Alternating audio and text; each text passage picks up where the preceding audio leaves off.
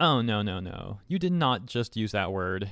Please tell me you did not just use the word trap. Have you learned nothing from the Reddit anti-meme situation? If some authoritarians on Reddit tell you that something is not allowed, well, who are you to question them? You're not allowed to use that word anywhere. Never use the word trap anywhere. Well, I guess this popular gimmick account over on Twitter, HannaBarberaCap, did not really get the memo. Posted a screen cap from Scooby-Doo. Apparently the actual text says, "No, Fred, you love traps." Well, if you're not familiar with Scooby-Doo, these people go around solving mysteries, and when they find out who the bad guy is each episode or whatever, they've got to trap that person so they can then turn them into the police. Anyways, the tweet gets almost 15,000 likes. Seems like people are having a good time enjoying this. Except, well, this is the internet. This other account then decided to quote retweet that post by Hanna-Barbera screencaps saying, "Transphobic slurs trigger warning. What is going on with this account?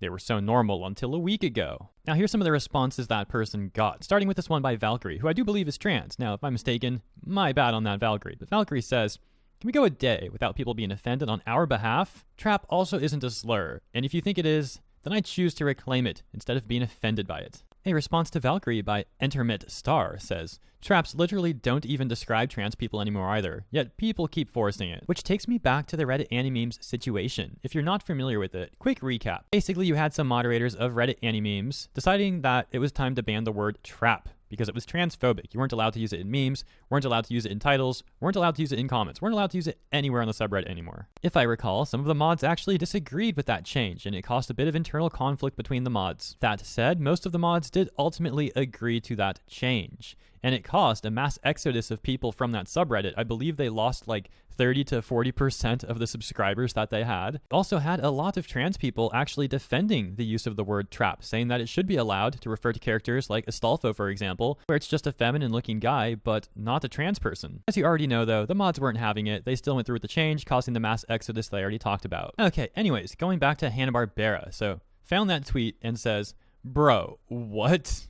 Gets over 7,400 likes, and then says, "So, apparently, this account is transphobic now for posting an out-of-context picture.